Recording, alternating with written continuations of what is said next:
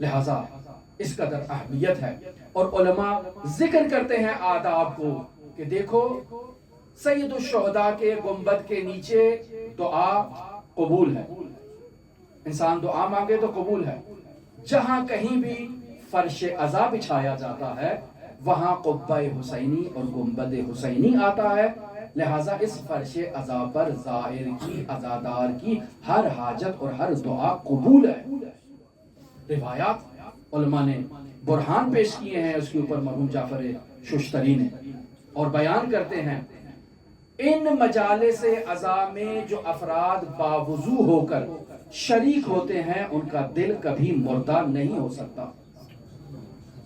ان الحسین مصباح الہدی و سفینۃ النجات، حسین ہدایت کا چراغ ہے، نجات کی کشتی ہے، یہ کبھی مردہ نہیں ہوں گے۔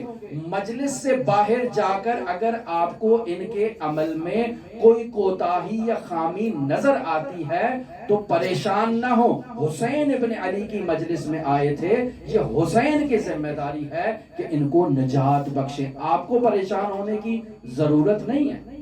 آپ ان کے عمل کو کہہ سکتے ہیں بھئی یہ عمل انجام دے رہا ہے، یہ برا ہے۔ کسی نے کہا بھئی فلاں عزادار ہے، امام خمینی کو گالی دیتا ہے، کہو فعل حرام کا مرتکب ہوا ہے۔ فلاں عزادار ہے، وہ نشہ کرتا ہے، کہو فعل حرام کا مرتکب ہوا ہے، گالی دیتا ہے، فعل حرام کا مرتکب ہوا ہے۔ لیکن آپ کو یہ کہنے کا حق حاصل نہیں ہے کہ حسین ابن علی اسے نجات عطا نہیں کریں گے۔ کیسے کریں گے؟ آپ سے پوچھ کے کرنی ہے؟ نہیں، حسین ابن علی کا کام ہے۔ مصباح الہدی وہ ہیں، سفینۃ النجات وہ ہیں۔ جیسے اس نصرانی کو ایک یا حسین کہنے پر، ایک گریہ کرنے پر حسین ابن علی نے قبرستان نصرانیت سے اس کو نکال کر باب الساعہ کے اندر جگہ دی ہے، اس کا مطلب ہے کہ ہمارے اندر بھی یہ گنجائش موجود ہے۔ ہم تو کم از کم لا الہ الا اللہ پڑھتے ہیں، حسین کے نانا کا کلمہ پڑھتے ہیں، اس کے عزادار ہیں، یقیناً ہم حسین ابن علی کی شفاعت سے مالا مال ہوں گے، پریشان ہونے کی ضرورت نہیں۔ درود پڑھیں محمد والے محمد، اللہم صلی علی محمد۔ یہ وہ مجالس عزا ہیں کہ جن میں انبیاء تشریف لاتے ہیں، سب روایات موجود ہیں۔ یہ وہ مجالس عزا ہیں جن میں ملائکہ تشریف لاتے ہیں، روایات موجود ہیں۔ یہ وہ مجالس عزا ہیں جن میں پاکیزہ ہستیاں تشریف لاتی ہیں۔ یہ وہ مجالس عزا ہیں جن میں علی و بطول آتے ہیں، جن میں صاحب العصر والزمان آتے ہیں۔ محمد وآل محمد بلندر صلوات، اللہم صلی علی محمد وآل محمد۔ بس انسان کم از کم یہ تو سوچ لے کہ میں اس مجلس میں جا رہا ہوں جس میں علی و بطول موجود ہیں، جس میں صاحب الزمان موجود ہیں، ادب کا لحاظ رکھتے ہوئے وقت پر جاؤں، بطول کو انتظار کروانا اچھی بات نہیں ہے۔ میری وجہ سے مجلس تاخیر سے شروع ہو، کیوں؟ مجھے یہ حق حاصل نہیں ہے۔ وہ مقدس ہستیاں ہیں، وہ اس مجلس میں شرکت کے لیے آئی ہیں، مجھ سے پہلے آ چکی ہیں، میں باعث بن رہا ہوں کہ مجلس دیر سے شروع ہو، کیوں؟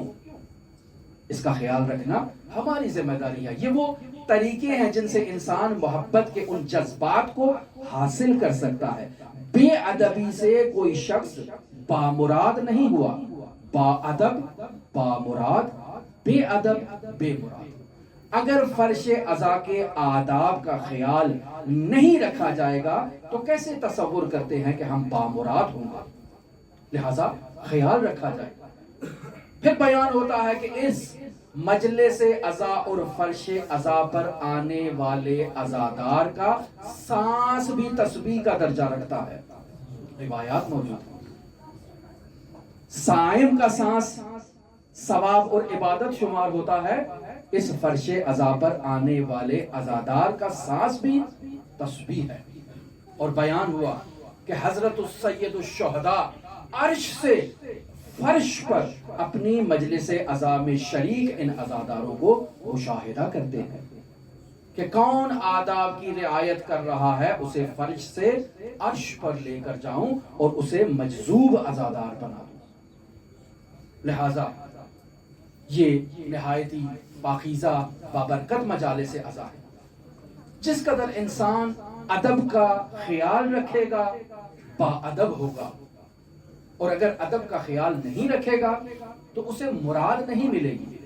توسل جاری رکھے، محنت جاری رکھے، وہ سالک رہے گا، اسے جذبے کی کیفیت حاصل نہیں ہوگی، لیکن پھر بھی امام حسین اسے آخری لمحات میں کہیں نہ کہیں نجات عطا کریں گے۔